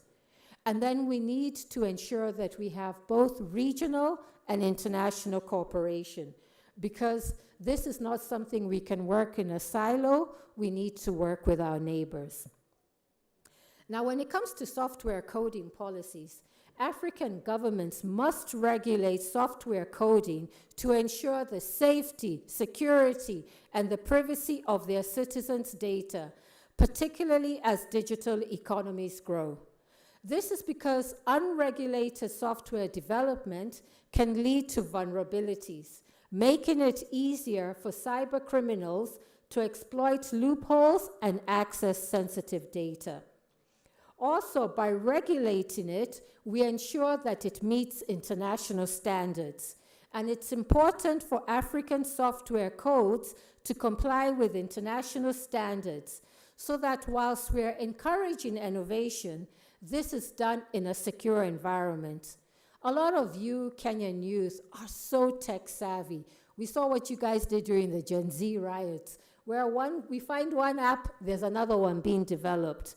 But we need to ensure that your coding is competitive on the global stage. And that's why we need to adopt to the international standards.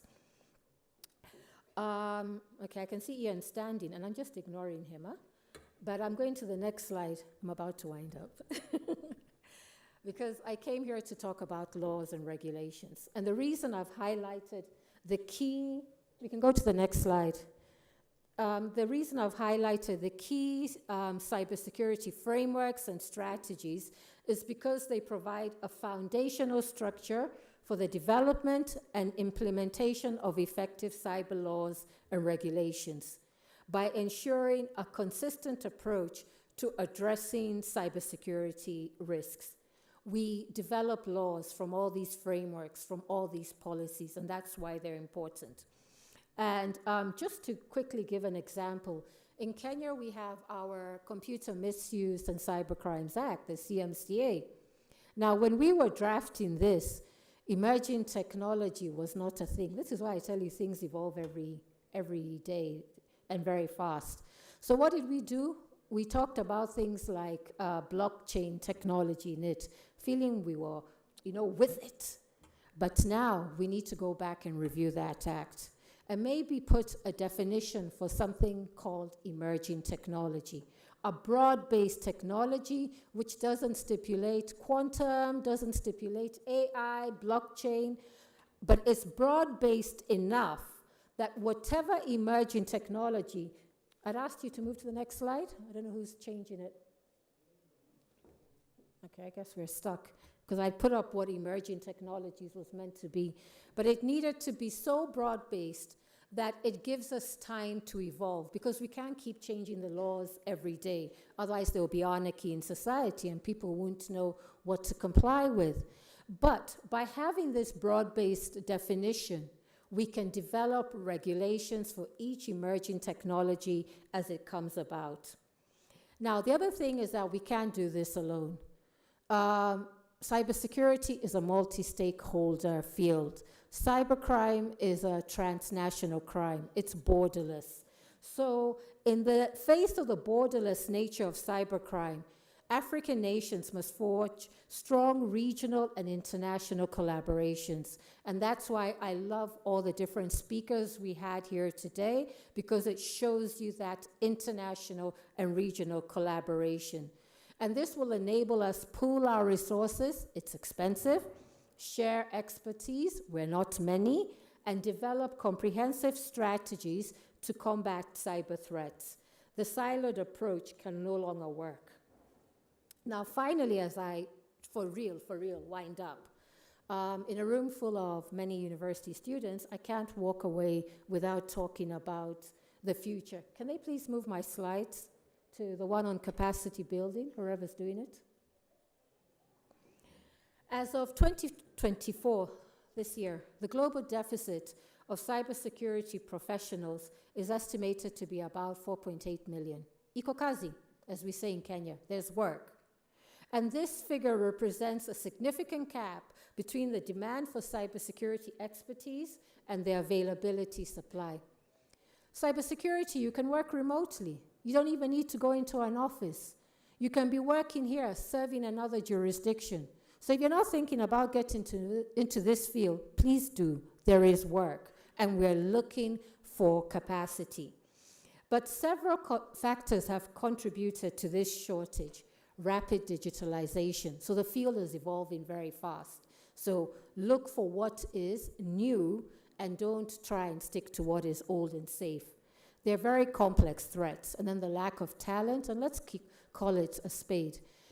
It's expensive. So how can governments help you on this? Governments can build industry and academic partnerships, kind of like what the University of Nairobi has done here with CyberPro. First of all, let me just admit, this is my first time within the University of Nairobi, and I'm so excited. My father must be smiling from heaven because he's an alumni when this place was called the University of East Africa. So for me, this is a personal, like, wow. But we need to build this industry-academic partnerships to effectively secure our national and regional cyberspace. And to do this, we need to forge strong partnerships between universities and tech companies. And these collaborations can ensure that cybersecurity education aligns with real-world challenges, preparing students for in-demand roles. By working together, academia and industry can develop comprehensive curricula, conduct joint research. We need a lot of research because it's emerging, and facilitate the internships and apprenticeships that you've been asking for. The second one is to establish national centers of excellence dedicated to cybersecurity, AI, and other emerging technologies. And these centers can serve as hubs for research, training, and policy development, which is what leads to the creation of the laws and the regulation. They'll also foster innovation and drive advancements in these critical fields. Kenya is a Silicon Savannah. We can do this. Africa can do this.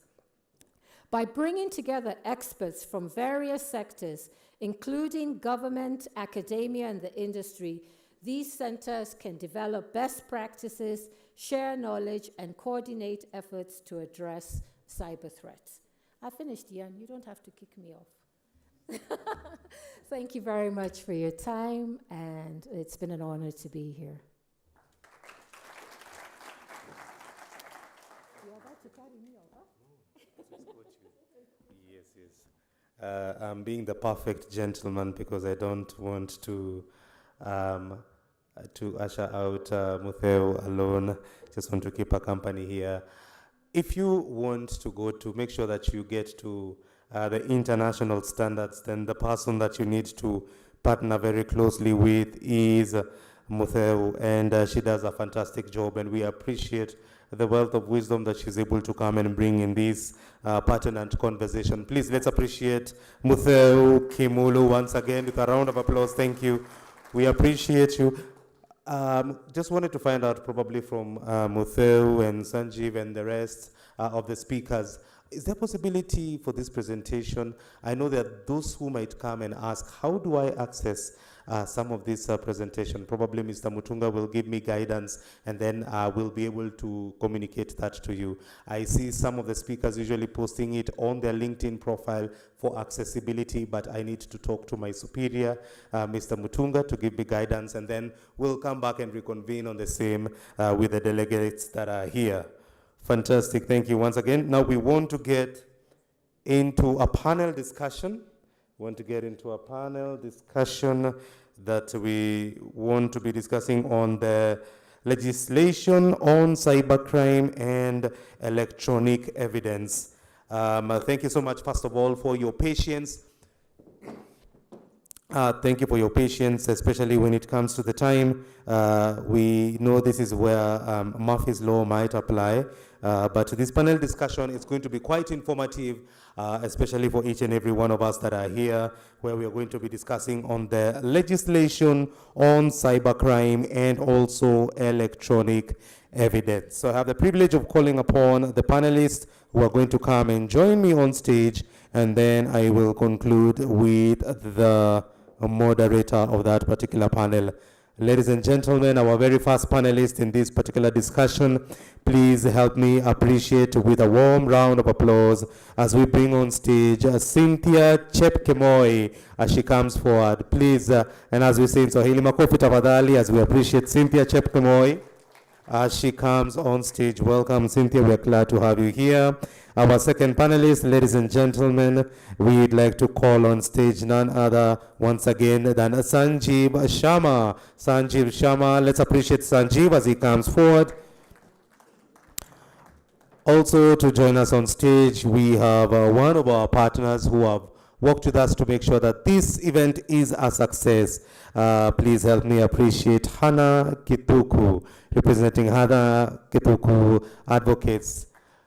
Makofi tafadhali ya Hannah Kituku. Hannah, we are glad to have you here. And you are an exceptional lawyer, and we appreciate your presence here. Thank you, Hannah. And also on stage, we'd like to invite the very presence of Benta Kamau. Benta Kamau to come and join us on stage.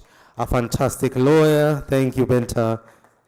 And also still to join us on this particular panel, ladies and gentlemen, help me appreciate once again Mr. Philip Kisaka. Philip Kisaka, I hope he's still here. Mr. Philip Kisaka, right, in absentia, all right, fantastic. He had to step out, a small emergency came through. And to moderate this panel, ladies and gentlemen, please help me appreciate the seasoned, the legendary, the man, the myth, the legend, Dr. David Njoga. Please let's appreciate Dr. David Njoga. Welcome once again, and we are glad, looking forward to the conversation. Thank you.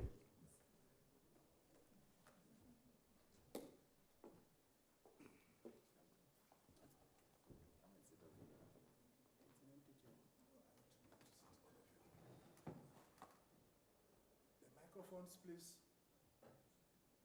Bring several.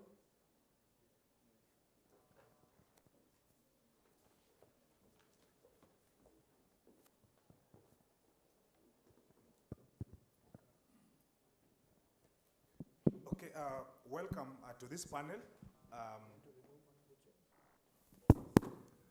I think this panel is dominated by a lot of legal minds who are in that factor that John mentioned in the morning. So quickly, I'd just like to give 1 minute to the panelists, starting with Benta. Just introduce yourself and give us a quick perspective in terms of where are we as a country in terms of cyber security laws. Thank you very much. My name is Benta. I am a lawyer, and I've been in practice for about 7 years in December.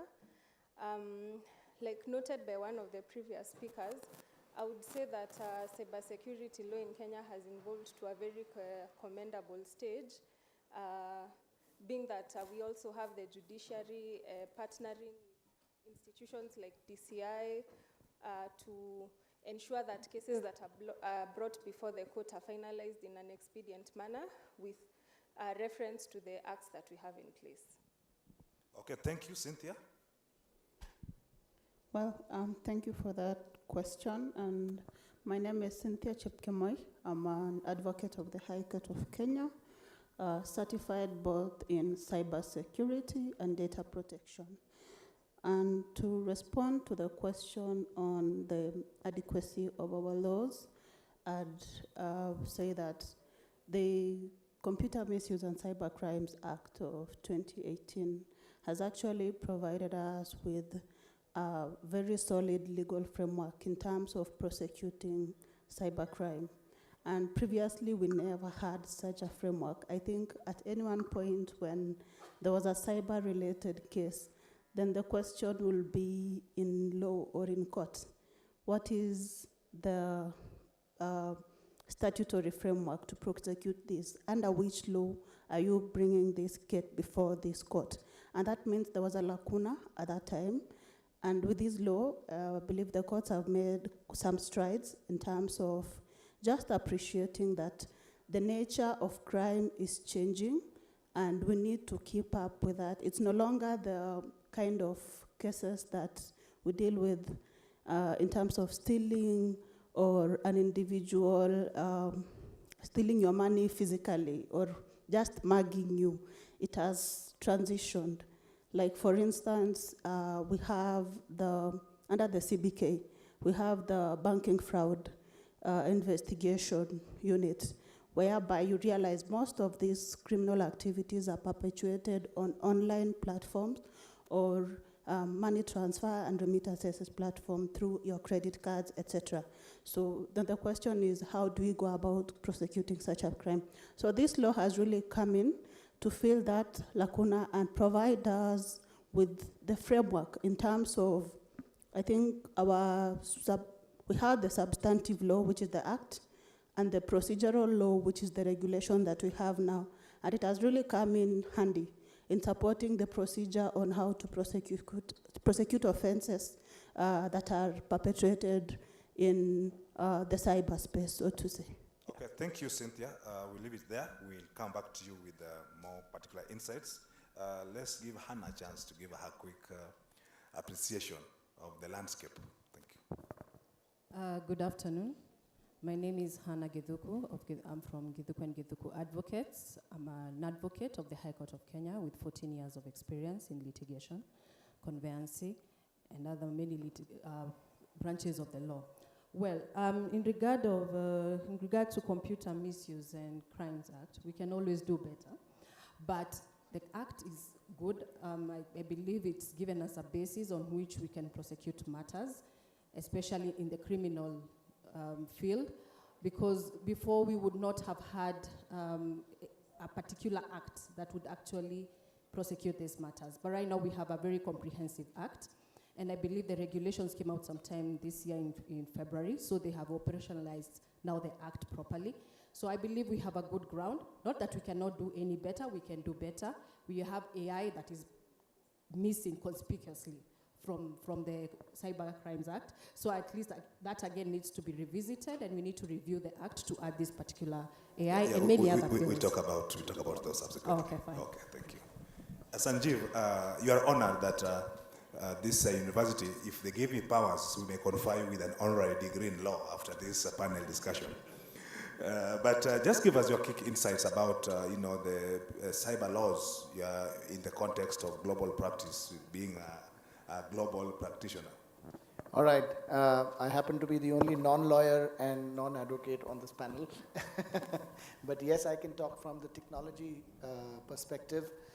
I am aware that there are regulations and mandates in place to increase awareness about cybersecurity. How much are they being implemented is a big question, because we can do a lot on cybersecurity awareness, because that's exactly where the cyber criminals focus on. It's the common man who's most vulnerable. It's the people at the front, at the very, very basic functions, who are not into IT, who are not into technology, who are not so technologically savvy. So there are mandates and there are regulations to make them aware. If we can make it more stringent in terms of everybody should be taken through those programs, it'll be great. There are tools which are available for if a crime happens, then what to look for, how to look for, which can help then getting the criminals to task. But as far as the global perspective is concerned, we need more tighter regulations on everybody to be covered on at least awareness. I think that's where we should be starting. Okay, thank you very much. For those who are planning to leave, I would urge you to hold your horses for a few more minutes, because there's pro bono cyber legal services here today, which might be of importance to you. Otherwise, tomorrow when you go to the legal counsels in the offices, they'll give you a fee note. Maybe let's get back to Benta. And looking at the Kenyan ecosystem, I know the journey has been long And again, look at Kenya as a leading digital economy in the region. There have been numerous cyber crimes perpetrated, and some have found their way to the courts of law. Maybe just take us through some success rate of those of those cyber crimes, and what you would say as some of the obstacles.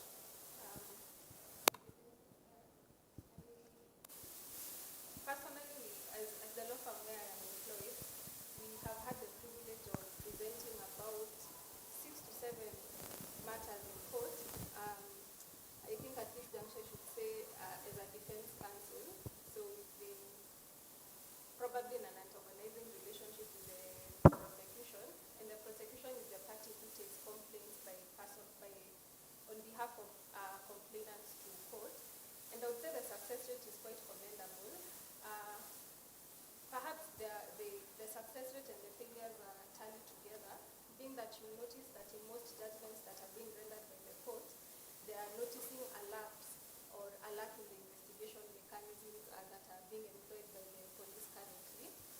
And most of this, I would say, after maybe interacting with personnel from the same departments, is because of the severe lack of training. Because like very many speakers have spoken today, they informed us that the cybercrime because in 2013 is not the same way cybercrime is presently to date. So there's need for training personnel, especially investigators. And this has been noted in so many judgments, especially emanating from the superior courts, that's the High Court, where they're indicating that the chain of evidence, or how the evidence is being collected from the inception to when the evidence is brought in court, there's a lapse that is occurring somewhere. So in as much as we'd like to fault the judiciary system in saying that these criminals still come back to the street, it is my opinion that perhaps there should be more investment made in the investigation department in Kenya for the purpose of that question. There's need to invest further in the investigation department. At that, maybe let me put this to Hannah, again, an advocate of the courts.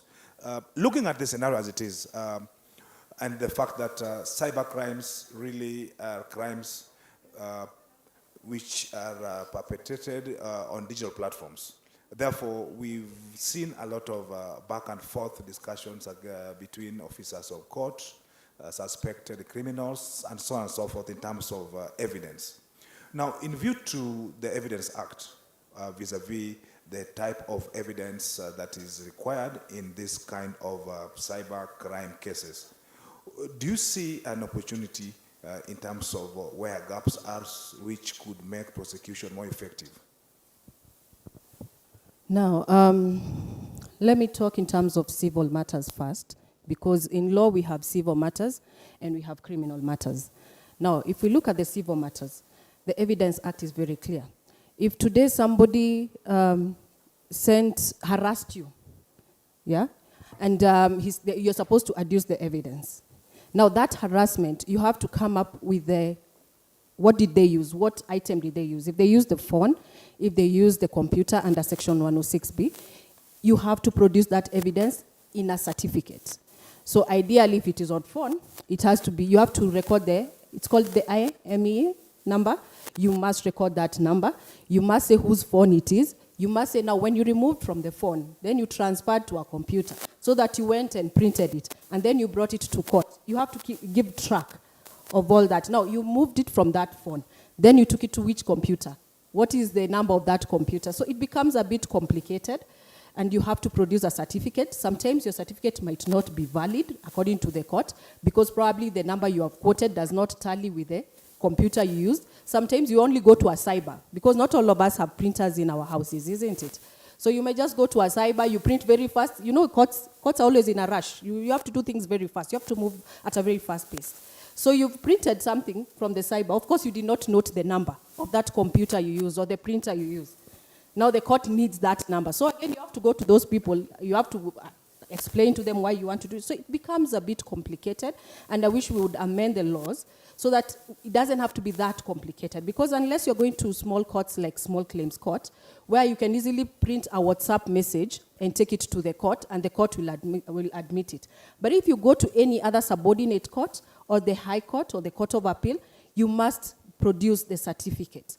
And that certificate, getting it might not be so hard, but it might not be exactly the way the court wants it, and you might lose the case in that particular case. Now, in criminal cases, it is quite different. Criminal is only a matter of proving, or of course, beyond reasonable doubt.